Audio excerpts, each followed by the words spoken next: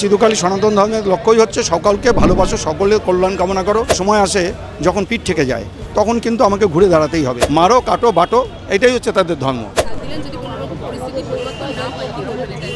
ঠিকই আছে, আমরা চেষ্টা করছি মিলমিশ করে সবাই যাতে সুস্থভাবে বাঁচতে পারে। আমাদের চিরকালই সনাতন ধর্মের লক্ষ্যই হচ্ছে সকলকে ভালোবাসো, সকলের কল্যাণ কামনা করো।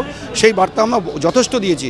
দেখুন, একটা সময় আসে যখন পিঠ থেকে যায় তখন কিন্তু আমাকে ঘুরে দাঁড়াতেই হবে, সেই পরিস্থিতিটা এসে গেছে।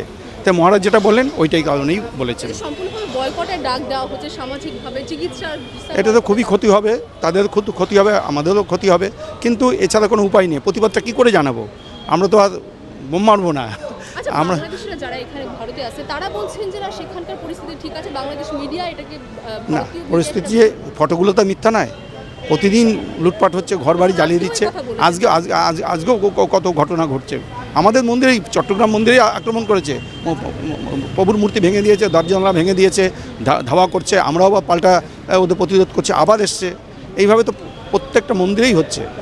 আচ্ছা, আমাদের এখানে যদি সংখ্যালঘুদের উপর অন্যায় হয় আমরা সংখ্যাগুরুরা রাস্তায় নামে, কিন্তু ওখানে সংখ্যালঘুদের যে আক্রমণ করে সংখ্যাগুরু যারা আছে তারা কেন রাস্তায় নামে? না, ওরা তো করবে না, কারণ ওদের তো এইটাই শিক্ষা, এইটাই যে জামাতের শিক্ষা, এটাই ইসলামী শিক্ষা, তো এটাই যে বিধর্মী যারা কাফের তাদেরকে যে কোনো প্রকারে হোক হত্যা করো, তাদেরকে নারীদের হরণ করো, গনিমতের মাল, এবং সে গনিমতের মাল ধন সম্পদ লুট করে সব ভাগ বাটোয়ারা করো, মারো, কাটো, বাটো, এটাই হচ্ছে তাদের ধর্ম, এবং সেটা চিরকাল 1400 বছর ধরে চলে আসছে। বাংলা হান্টের আরও খবর দেখতে নজর রাখুন। বাংলা খবর মানেই বাংলা হান্ট।